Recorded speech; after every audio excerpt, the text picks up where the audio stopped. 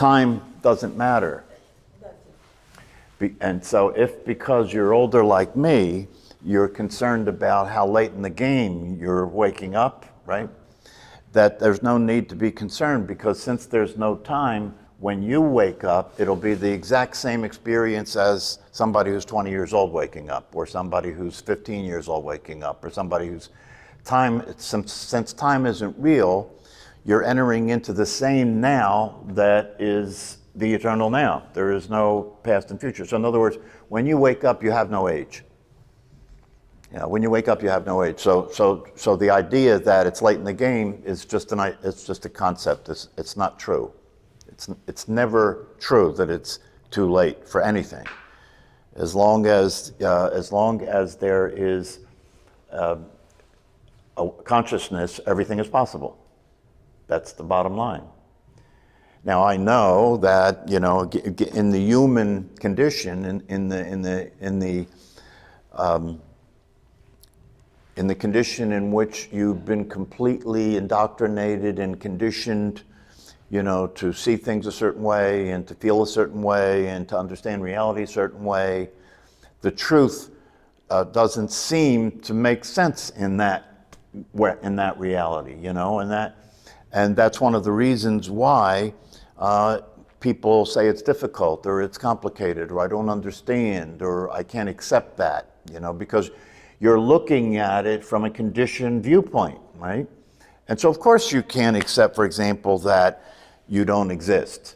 I mean, you know, that because when you hear the idea that you don't exist, if you hear that without an explanation, without understanding what that is talking about, of course you're going to say, that's nonsense, I don't exist. Of course I exist. But if you get further into it and develop an understanding of what that says, then you can begin to see what it's actually pointing to. It's pointing to the experience of your true nature as awareness. And what it's saying is the you think you are doesn't exist anywhere but in thought. The you that you believe you are as a personality is strictly a conceptual psychological reality. There is no actual person, right? And this is the essential teachings that we're dealing with here. And of course, in the world that we move around in, that's not considered to be true, right? And so you have to learn how to, you have to learn how to appreciate the fact that you have to keep playing the pretense. You have to keep acting like it's true because everybody else is. That's the game of life, right?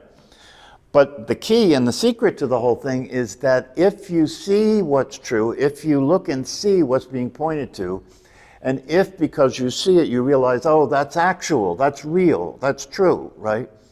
And if because you look at that you start to understand the implications of seeing that, the implications of seeing that is that, and this is where it gets good, this is where it's really important to understand what we're up to here. Because if you look at the implications of seeing the truth, you realize what it offers you is the relief from suffering. What it offers you is peace. What it offers you is freedom. What it offers you is the ability to enjoy your life, and you can't enjoy your life unless you can relax, okay?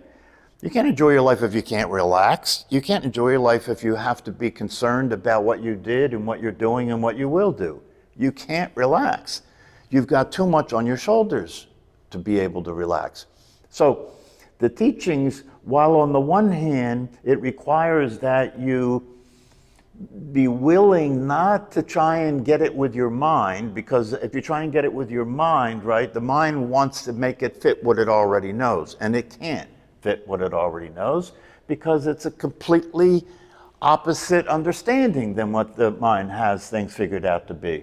So one of the keys to success in doing this work and these practices is do not try and use your mind to engage with this. If you do, what you'll come up with is a never-ending questions. Never-ending questions. What about this? And what about that, right? Because you're operating from a system that is so unlike what we're talking about and practicing here that it will just keep coming up with considerations, you know. Yeah, but what about this? And well, how about that? And this is the reason why the idea of really allowing it to get into your bones that there is no self, that there is no actual personality. This is why that is a process that sometimes involves the dark night of the soul.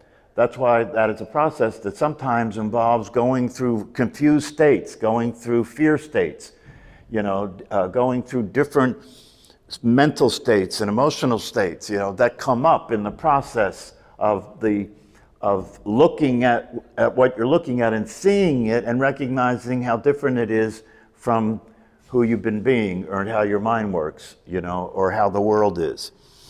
And so when you get into these things and you start to look at it in terms of understanding that the evidence is speaking for reality, that's why in these teachings there is a way of talking about it that I either fortunately or unfortunately have been blessed with. Depends on how you want to look at it, right? There's a way to talk about this that can allow people to see something. That if you challenge, for example, if you challenge the way people operate, you can show how irrational it is, right? And you can show how crazy it is. And you can show that there is another way that's actually available, and you can point to it, and you can give examples of how it works when you do the investigation, and when you do the meditation, and when you do the work to deepen your understanding. Then you get involved in this process, right? And one of the things about this process is that you come to understand things conceptually that you can accept because the evidence speaks for those things. These things can win the argument, right? They can win the argument about it because they're real, and there's actual reality to these things that can confront what you thought you knew and demonstrate that that's not actually the case. And when you start looking at things with that understanding, things start to make a lot more sense in terms of not only that you're crazy, but how you got that way. How you got to be so crazy, right? So one of the pieces of this that I have spoken about in the past has to do with this business of if there's no, because I'm not talking about anything different if I say to you that if it is the case that there's no actual personality, if there's no actual person, right? If it is the case there's no actual person or personality, then it must also be the case that there's no doer. Who's going to do if there's no person, right? And if there's no person or personality, and if you can begin to see that this personality is being generated moment to moment by the brain and by the mind, and it's using everything that happens to add to it, it uses everything that happens to say that that's proof of its existence. If there's a thought, right, it adds, that's my thought. If there's an action, right, that's interpreted that I took that action, right? It claims everything that happens, and you can't outgun it. It's like I was talking to one of my clients about this, who is really stuck in a depressed state. And one of the things I said to him spontaneously is I said, working with you is like we have a showdown. Your depressed mind state and my free, open mind have a showdown, right? But I can't outdraw you. I can't outdraw you. By the time I get my hand on my gun, your gun's out and shooting, right? In other words, by the time I try and hear where he's coming from and try and conjure up a way of dealing with that to try and show him, the error of his ways, he's already talking to me about how wrong I am, in terms of saying things like, don't tell me that I don't have to be depressed. Watch the news. Don't tell me that I don't have to be depressed. What about this? What about that? Right? And so his mental state is using everything that happens to be evidence not only that he exists, but that it's a depressing experience. And it really was clear to me that that was the case when he made the statement, nothing is as it should be. Nothing is as it should be. Of course you're going to be depressed if nothing is as it should be, right? That's the ultimate depression, right? You're upset all the time because nothing is as it should be. You get up in the morning, the weather's not the way it should be. You look in the mirror, that's not how you should be. You talk to somebody around you, that's not how they should be. You know, you get in your car, you know, the car isn't doing what it should do, you know. Your whole life is upset, right? So this whole business of these teachings is not to do some magic. This is the thing I really want you to try and see. This whole business of these teachings and practices is not to do some magic. It's for you to allow yourself to settle down and calm down and notice what's already true. That's what this is. Calm down and notice what's already true. I'm not saying to you, hey, listen, I got a magic trick you can do. Pretend you're not the doer. And if you pretend you're not the doer, you'll start to feel better because you'll realize that since you're not the doer and you don't do anything, that you never did anything and you never were guilty and you can't do anything, so you don't have to worry about accomplishing anything. You can just give it all to God. This is a trick you can play on your mind. You know, play this trick on your mind and everything will start to be better for you, right? That's not the case. I'm saying you're playing a trick on your mind now. That's causing you to suffer. It's the case. That's the trick. That's the trick. It's a trick because it doesn't exist, right? If a magician does a trick, it's supposed to be something that doesn't exist. That shouldn't happen. If you pull a rabbit out of a hat, that's not supposed to happen, right? So what's already the case with you is a trick that doesn't exist. The truth is that if you were to see that clearly, and if you were to allow yourself to stay involved and stay looking at what the truth is, right? Gradually that what you're doing that doesn't work will start to be less interesting and attractive, right? Wouldn't it? Yeah, gradually what you're doing would start to be less interesting and less attractive, because if you understand, if I tell you that you're not the doer, I'm not saying this is a magic trick, I'm not saying this is a theory, I'm saying this is reality. This is what's real. This is actually the case. And one of the things that Ramesh Valsakar talks about in regard to this is he says, if I were to give you some sadhana, if I were to give you something to practice, it would be focused on this very idea of being a doer. And I would tell you every day to look and see something that is obvious to you that you did, that there's no question about it that you did, right? You watched yourself do it, right? And then sit down later in the day and go back and review it again and look at it closely, piece by piece, to see if in fact that's true. And by doing that, you'll keep recognizing that the evidence indicates that that's not the case. That's not the case. Now here's the thing. When I listen to people react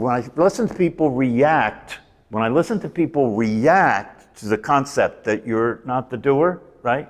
Which they do, don't they? You have, haven't you? No. Yes, of course you have. Right. What is the reaction? What are they saying? What is the reaction about? Right. So there are a couple of things that people say in terms of what the reaction is. First of all, it doesn't seem to be true. Right. It really seems true that I am doing something. Right. I know that. I understand that. That's what Ramesh calls the divine hypnosis. Right? That you have been put into a body, right? You have been put into a body and you have been given the belief, right, that you're a person, and you have been hypnotized to believe that that's true, and you have been hypnotized to believe that you're a doer. So it's a hypnotic state. What does hypnosis mean? That the way you see it is under a trance, right? So of course you're going to report that to me. If you were hypnotized and you thought you were a baseball player, you would be talking to me about playing baseball, right? It's the same thing, right? However, the reality of it is, if you listen to the reactions that people have, one of which is to say, well, if you're telling me that I'm not the doer, and if you're telling me that everything is predetermined, right? That everybody has a destiny, right? I don't like it. I don't like that idea, right? Because right now I am in the process of doing something to become enlightened, and you're telling me right now that what I'm doing, I'm not doing. You see, I don't like it, and I've been doing my whole life like this for years, right? And now you're telling me that that's not true. I never did anything, good or bad. I never did anything. So I don't like it. I don't like it. Doesn't make sense to me. I don't know what to do now. Right? I don't know what to do now if you tell me I'm not the doer, because what else is there, right? So that's one complaint, right, that people have. And I understand that. I'm saying, but in spite of the fact that you don't like it and it may be confusing for you right now, it doesn't change the truth. Gravity doesn't stop being gravity because you don't like it, does it? Now, and then another complaint that people have is they say, well, look, if you're telling me everything's predetermined, and there is no doer, and therefore everything is coming from the source, then I have to take issue with that, because then that means, because the words you could use to describe the source, you could say the source, you could say cosmic law, you could say potential energy, right? There's all kinds of ways that you could talk about it because it's non-conceptual, right? But one way that is talked about it is the word God, because that's what people refer to as meaning what the source is. It's a common understanding that people have, especially in the West, right? In Christianity, right? And then they say, well, God, that can't be true because God wouldn't do this.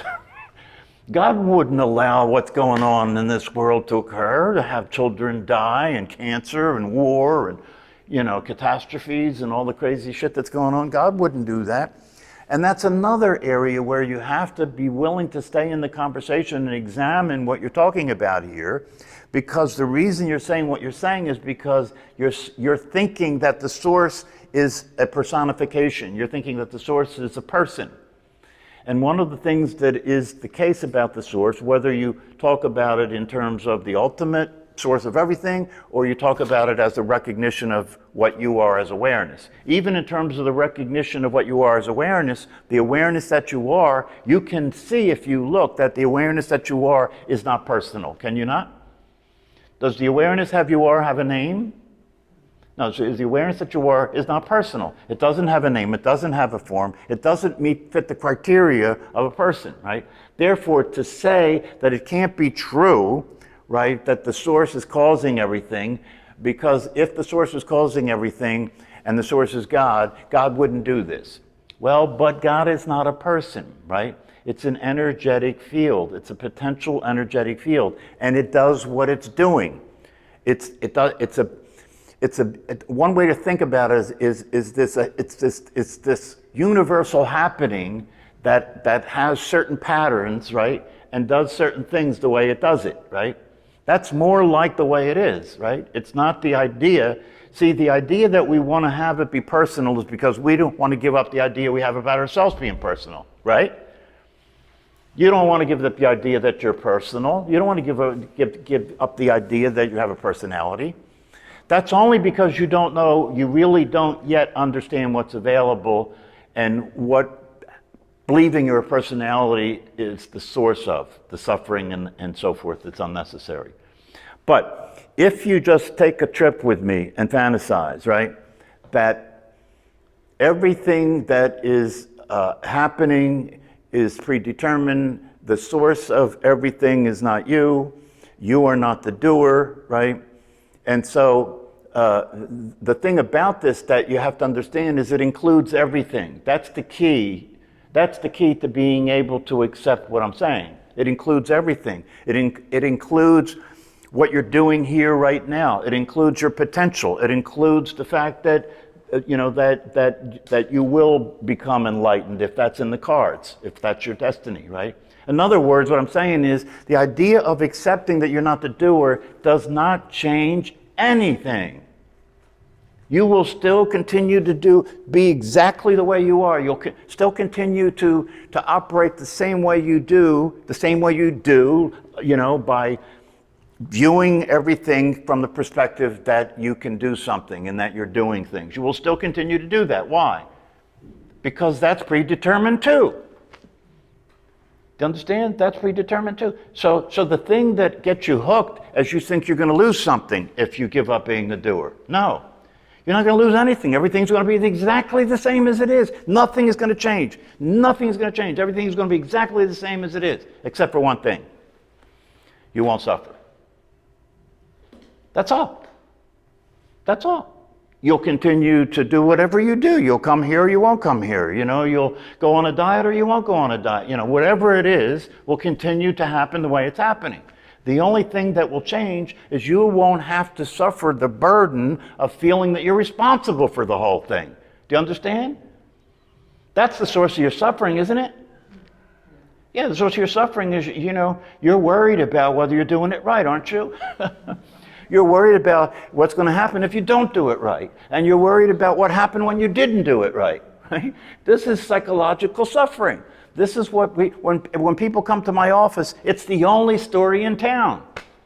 No matter what the details are, they're always telling the same story. I tried and it didn't work, They didn't understand me, The odds were against me, But it's the same story. It's the story of the doer. It's the story of the doer and the suffering of the doer, right? So I want to try and get across to you just the idea, even though you may still have confusion about it. It's worth staying in the confusion to see it through. Because if you can really get to the place where you can start looking at this in real time and letting go, right, of the idea that you're a doer, you'll start entering the peace that passes understanding. In your everyday life, if you look at your life today, at the things that happened, and you ask yourself, what did I do wrong? Right? What did I do wrong? There's stuff there, aren't there? There's stuff there. There's always stuff there, right? And you walk around carrying the burden of that. And if you were brought up in a certain religious upbringing, you're a sinner, and you need to be forgiven, and you need to serve penance. Right? It all plays right into the idea that you're a doer. Right? But if you really entertain this and consider this and follow this through, right, and keep looking at it in real time as it relates to what's happening in real time in your life, you'll start to see the possibility. You'll start to see the relief that's available to you by intentionally bringing this to bear on what's happening, right? You'll start to see the possibility, and you'll start to see the freedom that's available and the peace that's available to you. And it'll start to be evident to you. Now, and here's the other thing. It'll start to be evident to you that not only are you not the doer, but everyone else is not the doer. Therefore, no one can do anything to you. No one can do anything to hurt you. If you're hurt, it was your destiny to be hurt. And if you're hurt, it was the destiny of anybody that hurts you to do that. You understand? It's the source working through the body-mind mechanisms in order for it to express itself, right? Therefore, you can relax. Now, when I say you can relax, that doesn't mean you will stop doing whatever you do. You'll keep doing whatever you do, but you can do it relaxed and you can enjoy yourself doing it because you can understand at the same time, this is the paradox. You can understand at the same time that you need to make an effort and do the things you need to do in order to get your life to work, right? At the same time you need to do that, right? You're not doing anything. This is a little late to bring this up, but the Ten Commandments, they assume that we're all doers. That's right. That's right. And the reason that exists is because in order to control your behavior, we have to be in the idea that you're a doer, right? In order to control your behavior, because otherwise it'd be chaotic. It'd be chaos, right? So, but it's possible to operate with that understanding and to operate at that level of things where everybody's a doer so we can have civil control, right? And at the same time, as an individual, know that this is just a play we're in. That's all. It's just a play we're in. And it's really it really is worth your perseverance when it comes to understanding this. Because if you start to understand it, you'll start to see it's the key. It is the key to freedom. It's the key to your being able to relax and enjoy your life. How could it not be? Because it's not up to you anymore. It's not up to you anymore. Yeah. It's the truth. It's the truth. If I ask you who you are, you have no way to answer the question other than your memory. And that's why if somebody gets a head injury, they can lose their identity. They don't know who they are, right? That's more evident. How real can it be when if you can't remember, it doesn't exist. Translation. It's conditioning. Right. If you were born in Syria, it wouldn't be the Bible you'd be talking about. It's all conditioning, right? You're a midget that's ignorant when you're a child, right? You have no alternatives. You can't say, well, let me see if I agree with that. I have an alternative version. No, you don't have any alternatives. You believe what you're told, and you're told it's real and it's true and there's nothing else to believe. And if you don't go along with that, you're going to get punished. Have a good time with that. All right, see you later.